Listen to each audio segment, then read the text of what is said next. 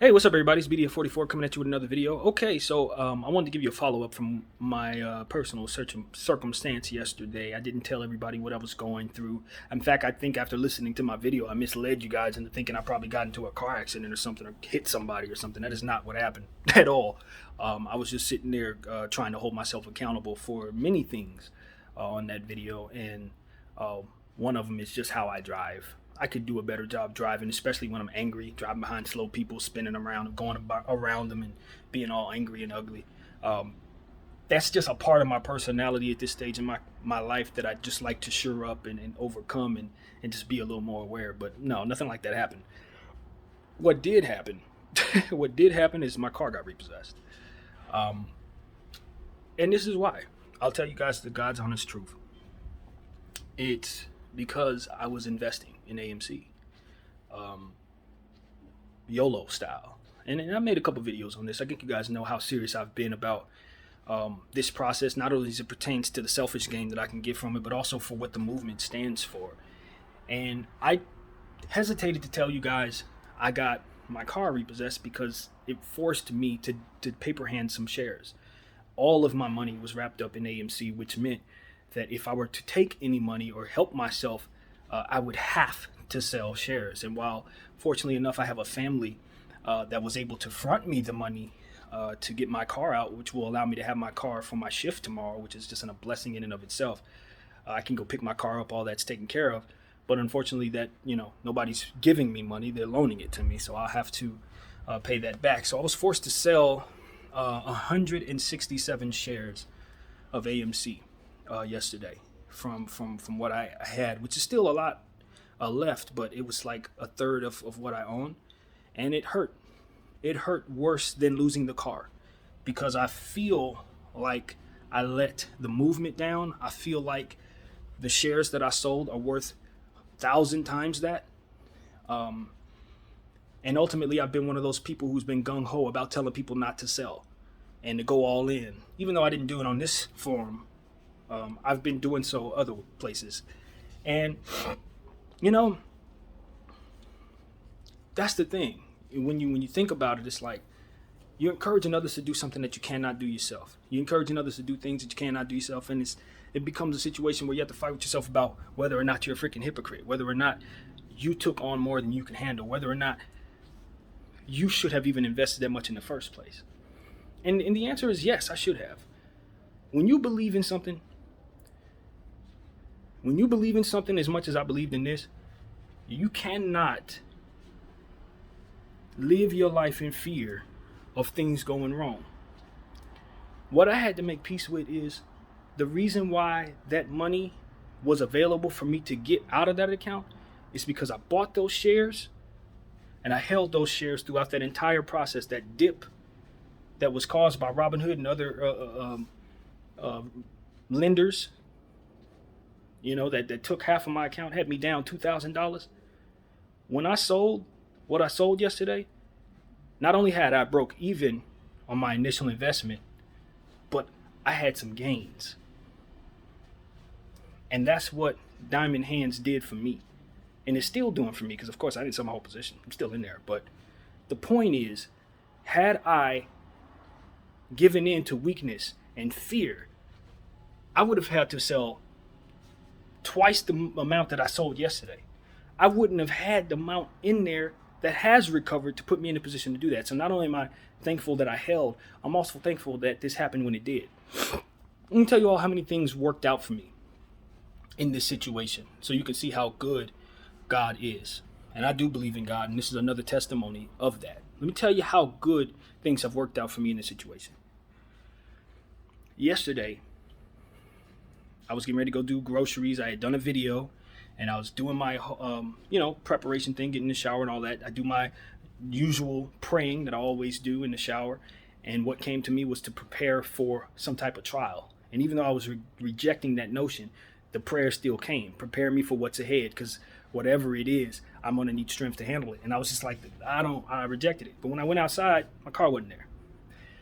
Now, I knew I had both sets of keys, and I knew that there was no glass broken on the ground around there. So my assumption was that it had been repossessed. I know I ain't paid the bill, so it wasn't no surprise there. But my thinking was, it hadn't been taken yet.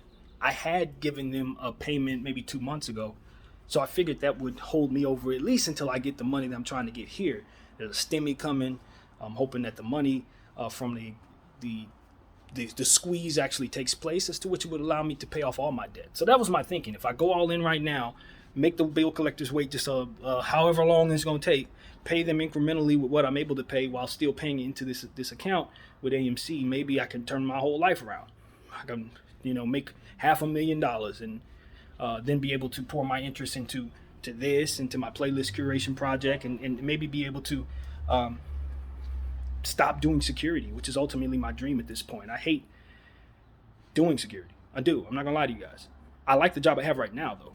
This is actually one of the most fun jobs that I've had doing security in the 10 years time that I've been there. So I'm lucky. I'm in a good space today, but I'm still not making the money I need to make. And when you're playing at this level, you have to go all in if you really want to make it. And there's a big, huge difference when you're investing between having $2,000 and $4,000. Even though it's not a big difference between having $24,000 and $26,000 in terms of investing. When you're on this level with this little amount, every little bit affects your prospects for the type of gains you can make. So my thing was go all in, because the more we have, the more we can make. And if we lose it all, what's the difference? Because we're poor anyway. Okay, so that was my thinking. That's the thinking of a lot of people who are doing this. But this is why the movement is so fragile, because most of us are like me. Most of the people who have diamond hands are like me. We're not just using passive income. We're using everything. And when the first of the month comes around, bill collectors start asking for money. And anytime we need to go to get our money, guess where our money is? It's wrapped up in those shares. So we're forced to not hold the line just out of necessity. And I think that's where the hedge funds are going to attack us. They're going to identify who owns what, and they're going to try to use their influence however way they can to force you into financial perspectives for which you will have to share, or sell your shares is what I'm trying to say. So look for that. I'm not saying that's what happened to me. It's not. My neglect put me in that position. But for those of us who are doing this, understand that's the next move for them, is to say, okay, who do I have over here? Who are my friends over here? Are they bill collectors? They own such and such many shares. Okay, yeah, put a lien on them. Put some pressure on them. Put this over there. Grab that. Take that from them so they'll have to sell that. We know where their money is. Okay, banks, you doing that? Okay, make sure that they can't do this. It's a lot of stuff that they can do because they have such reach that we don't have as individuals. But we must remain steadfast. You see what I did there? I only sold what I needed to sell. Everything else is still very much in place right here and now. And I tell you, a lot of y'all may say, well, I'll give him a pass because his car was getting repossessed. He didn't have a choice. And that's cool. That's cool. I appreciate that. Some of y'all will say, no, I'm not giving him no pass. You messed up the whole thing for all of us. I own that too. But I'll tell you this. If there was a way for me to get around this without selling shares, you best believe I would have done that. You best believe I would have done that. There was no way. There was no way around it. The fact of the matter is, if I were to leave my car in there, that accumulates interest. I still have to pay that. The fees get higher and higher. So if I don't hurry up and address this, it just becomes more and more and more. And again, all of my money's over there. So guess where I need to go anyway? Sell shares. It had to happen. There was no choice. It was either sell as many as I had to today, or sell more because I'll have to sell more because of it. So it was no. Once they took the car, there was no way for me not to paper hand some of those shares. And I just want to apologize to everybody. Anybody that's involved in this thing. I still believe. I haven't wavered. But my investment practices were poor. And when you don't take care of home, the way our society and the way capitalism is set up, if you don't take care of what you owe, someone can come back and take anything that you make to cover it. And we'll take interest, because the object of the game is to not only get back what you owe, but ultimately to keep you in poverty, y'all. That's the game. The game is to keep you in poverty. The game is to assure that you don't get enough capital to take any power from them, from the infrastructure that is. That's why it's so important that we continue to support people like Wall Street Bets and anybody that's against the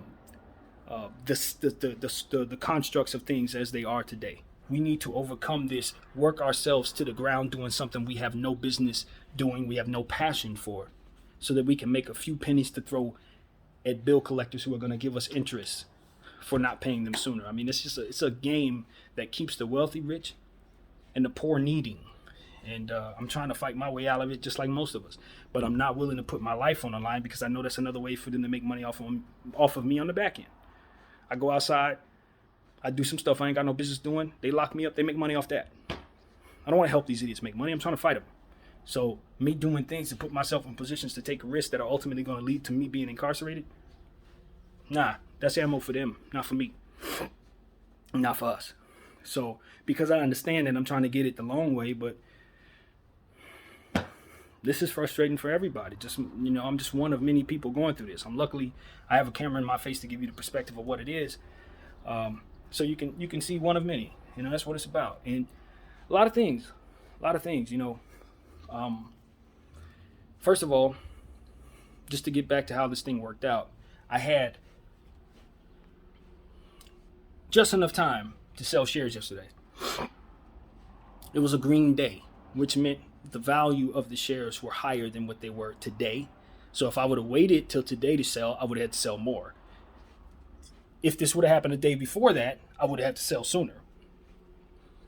If this would have happened at any other time, it wouldn't have been on my off day.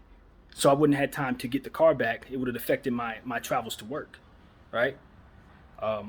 If this would have happened last week, I wouldn't have been able to drive to my niece's funeral, see my family, right? A lot of things worked out in this situation. That's just the timing of it all.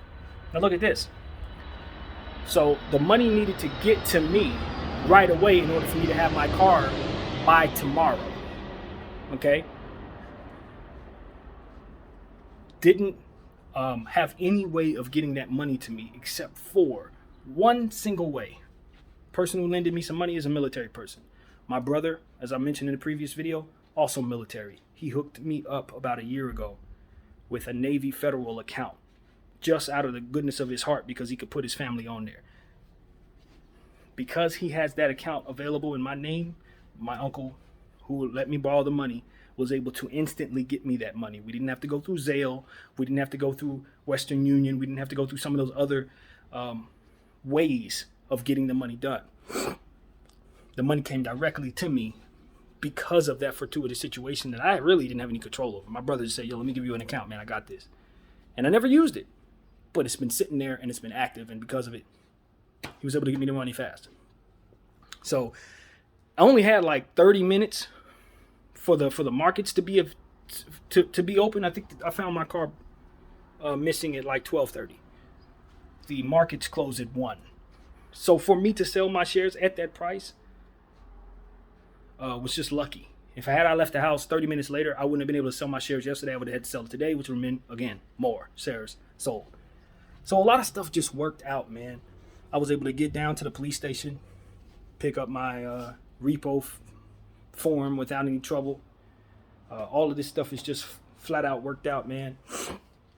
Now I have an appointment at 1 o'clock to go pick up my car. And it was like maybe 5 or 6 things that had to line up perfectly in order for that to be possible. And tomorrow, if I don't have my car, I'm Ubering to work. That's expensive. I don't really have money for that. And then I wouldn't be able to get my groceries. I haven't made lunches for this week, so I would be spending money on lunches. That's more money that I don't have to spend. It's a lot of things that could go left. Maybe I would have to call off in order to pick up my car. That doesn't have to happen because I have today off. This happened on the first day of my 2-day weekend. You see what I'm saying? There's a lot of stuff that the Lord worked out for me, man.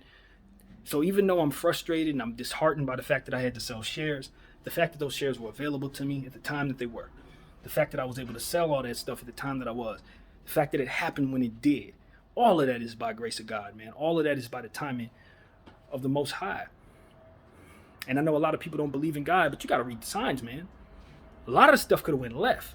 And the one thing that I can honestly tell you is that the practice that I have of praying every single day, not only for myself, but a list of other people that I try to put into my prayers every day. I think that's what's giving me that favor. I think that's what's making it so that I'm able to not only have these things work out in my favor, but able to weather the storm without falling into a depression that, for me, is a very natural thing to fall into. Very natural. And there's no depression here. I can't wait to pick up my car, get back to work tomorrow, and just continue this process of trying to fight my way out of poverty. I am looking forward to that. I take none of it for granted. This was a minor setback, but it's not something that's going to keep me down. It's not something that's going to stop me from doing what it is that I do. It's not going to stop me from talking to y'all. And I hope it doesn't encourage you to stop fighting as well. You should see that there is favor out there to receive. Whether I deserve it or not, it's there. Put forth that prayer and effort. Put forth that time to be positive in your mindset. One of the reasons that I was able to collect myself and follow the steps necessary to put myself in this position, to humbly call my uncle and let him know how I screwed up. That required me to be in a space of mind that only I found myself in because of the practice of prayer. Because I know myself very, very well. Had I not had that practice of prayer, I would have been hesitant to call that man and ask him to help me.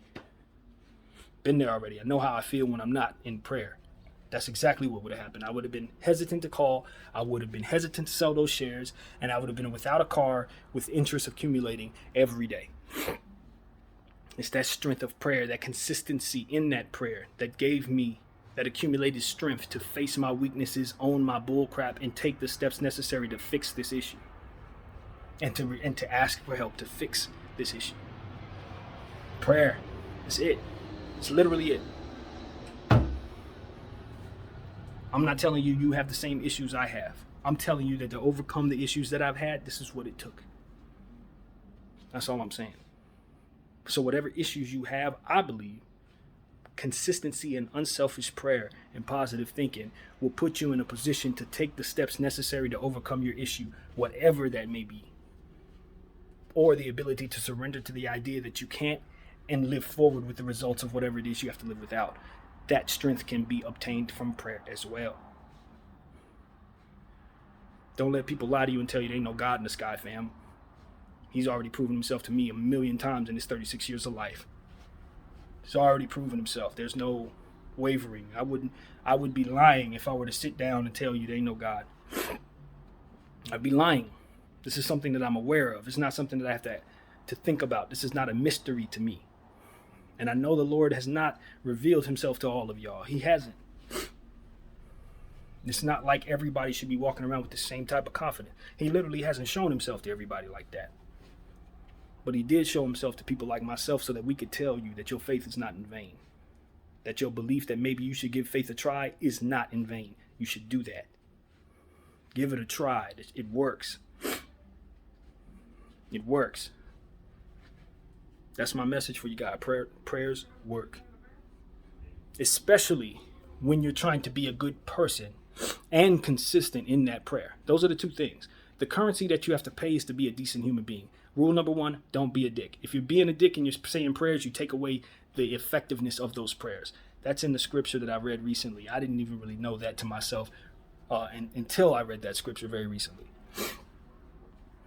But it's in there. The effectiveness of your prayers is dependent on your intentions. So if you have crappy intentions and you're going around asking the Lord to help you, chances are he's not going to come and help you with those prayers. You got to be a little unselfish. You got to be a little kind. You got to be surrendering to vulnerability. That's what a lot of us don't do. We use the threat of being betrayed as a means of keeping us from making decisions and make us better people. But they're going to treat me bad, so I'm going to treat them bad. No. Because every prayer you pray after that is going to be found on deaf ears. He ain't going to hear that. Surrender yourself to the ability of being vulnerable. Accept the fact that pain can and will come your way. But 2, will salvation and healing if you take the initiative to be a good person without looking for things in return. Because if you believe in faith, if you have faith, you know that stuff going to come back to you anyway. You don't have to take charge.